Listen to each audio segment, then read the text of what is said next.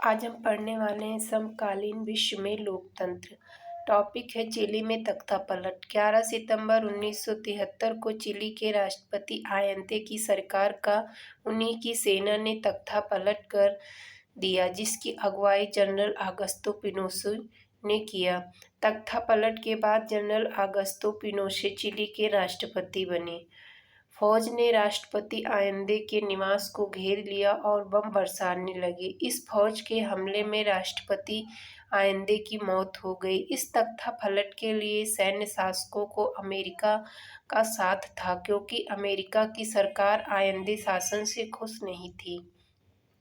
Pinochet की सरकार ने आयंदे के समर्थकों और लोकतंत्र की मांग करने वालों का दमन किया, उनकी हत्या कराई। वह फौजी अधिकारी जिन्होंने तख्तापलट में शामिल होने से इनकार कर दिया था, उनकी हत्याएं करा दी गई, जिनमें चिली के वायुसेना के प्रमुख जनरल अल्बर्टो वेसेले प्रमुख थे। उनकी पत्नी और बेटी को जेल में डालकर काफी प्रताड़ित किया गया। अगली टॉपिक है चिली में लोकतंत्र की वापसी हुई। 17 वर्ष के शासन के बाद पिनोशे के सैनिक शासन 1988 में समाप्त हुआ, जब उन्होंने जनमत संग्रह कराने का फैसला लिया। लोगों ने उनके सैन्य शासन को नकार दिया।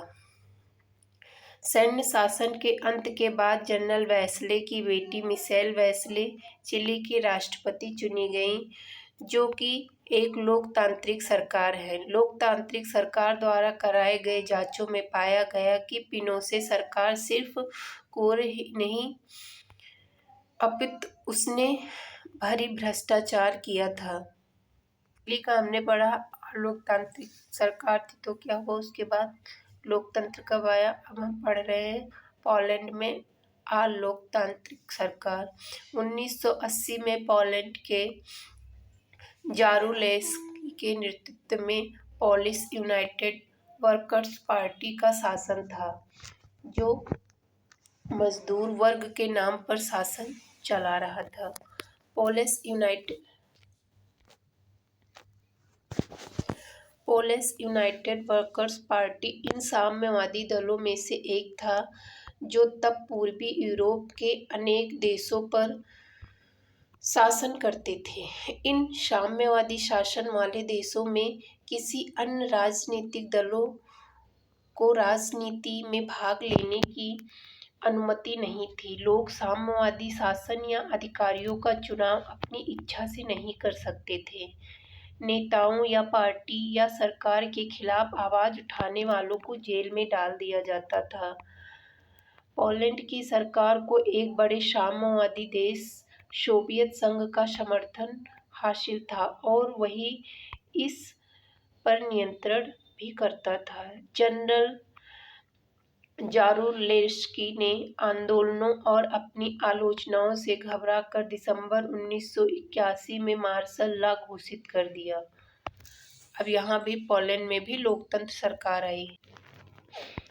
पोलैंड में लोकतांत्रिक सरकार आई। पोलैंड का लेनिन जहाज कारखाना के मजदूरों ने हड़ताल किया, जिसका नेतृत्व बाद में लेक वलेसा ने किया, जो एक पेशे से इलेक्ट्रीशियन था। बाद में वह पोलैंड का राष्ट्रपति चुना गया।